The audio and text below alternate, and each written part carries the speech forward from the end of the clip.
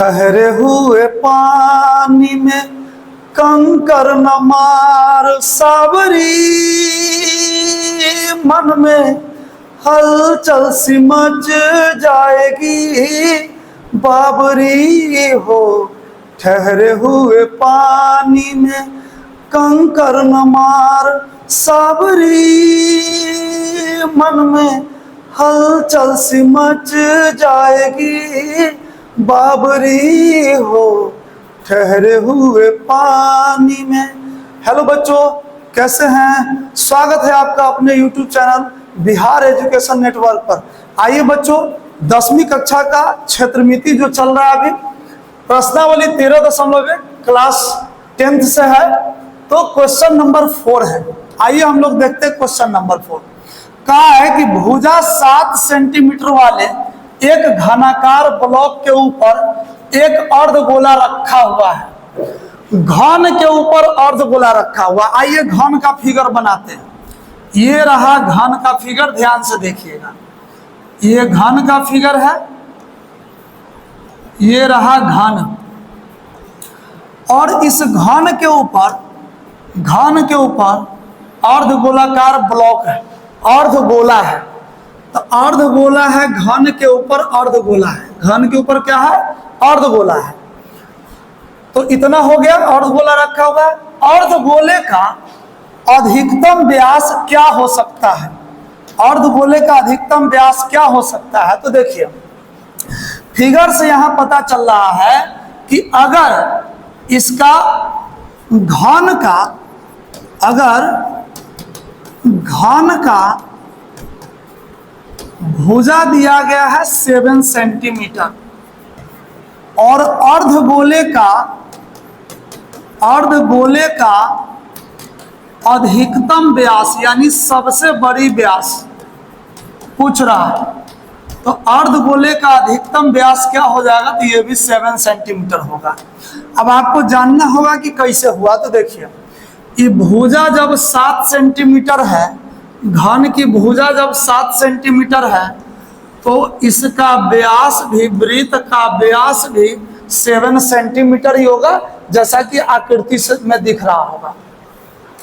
अब हम यहाँ पे त्रिज्या निकाल लेंगे। व्यास 7 सेंटीमीटर है, तो त्रिज्या व्यास का आधा होता है, तो यहाँ 7/2, 7 का आधा 7/2 सेंटीमीटर त्रिज्या हो जाएगा। हमें कहा है इस प्रकार बने ठोस का पृष्ठीय क्षेत्रफल ज्ञात कीजिए।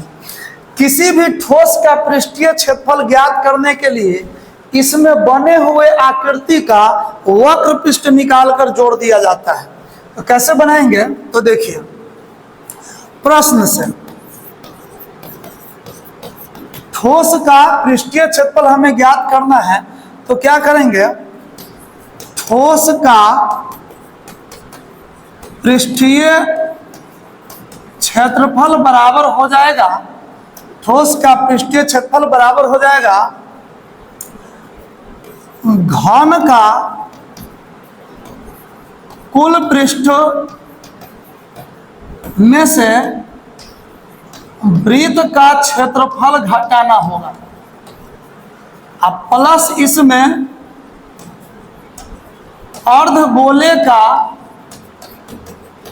वक्र पृष्ठ क्षेत्रफल जोड़ना होगा। अब आप बोलेंगे कि ये कैसे हुआ? तो देखिए, मैं शुरू में बता चुका हूं आप लोगों को कि जब भी दो आकृति का पृष्ठीय क्षेत्रफल निकालना हो, तो दोनों आकृति का वक्र पृष्ठ निकालेंगे। वक्र पृष्ठ हमेशा वृत्त को छोड़कर होता है, तो अगर हम घन का कुल पृष्ठ निकालेंगे तो ये वृत्त वाला भाग इसमें शामिल हो जाएगा।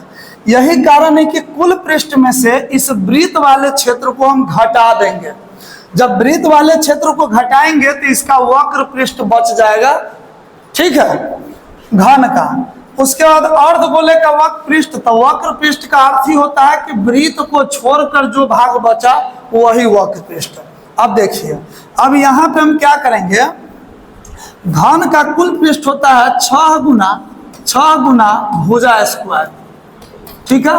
अब माइनस वृत्त का क्षेत्रफल होता है पाई r स्क्वायर, अब प्लस ये अर्धगोले का वक्र पृष्ठ क्या होता है? तो अर्धगोले का वक्र पृष्ठ होता है 2 पाई r स्क्वायर। अब यहाँ पर होशियारी दिखाना है। क्या होशियारी दिखाना है? 6 गुना यहाँ पे भुजा स्क्वायर है, तो भुजा कितनी है घन का? तो 7 है, तो 7 का स्क्वायर।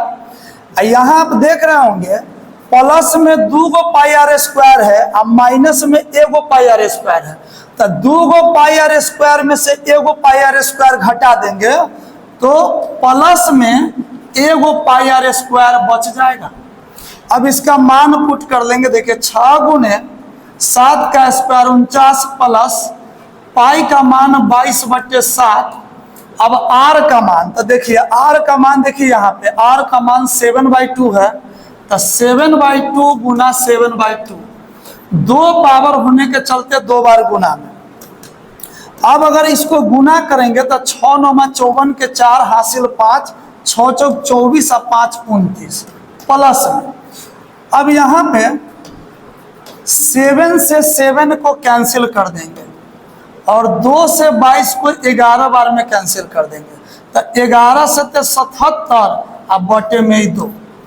अब इसका हम भिन्न कर ले, अगर भिन्न कर ले तो बटे 1 कर देंगे, या ऐसा भी कर सकते हैं, सबसे सरल रहेगा कि 294 का 294 प्लस 2 से 77 में भाग दे देंगे। 2 तिहाई 6, 1 पर 7 17, 2 8 16, 1 पर 0 10, 2 5 10। 2 से 77 में भाग देंगे तो 38.5 आएगा, 38.5 गुना 77। अब इस दोनों को जोड़ देंगे तो दशमलव वाले को पहले लिख लेते हैं, 0.5 है।